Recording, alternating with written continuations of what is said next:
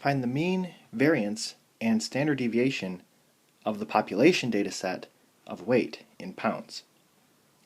So this time we are given a population, so our formulas are slightly different, but we are still going to be using a table to build up towards those formulas. So capital N is my population size, and that is 10 because we have 10 values here. And I'm going to copy each of those values in the first column. And then I want to add them up, and I get 1,861. I'm going to divide that by n, which is 10, and I get 186.1. So that is mu, or the population mean. In the second column, I want to take all of my values in my first column and subtract 186.1.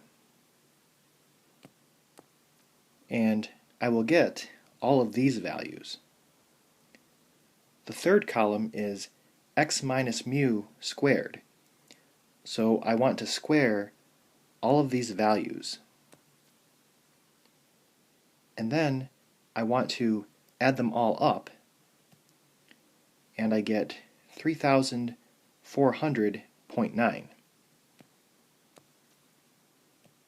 And to get the variance, I want to divide this number by n. So not n minus 1, just n. So divide that by 10, and I get 340.09. And then to get the standard deviation, we want to take the square root of that, and we get 18.44.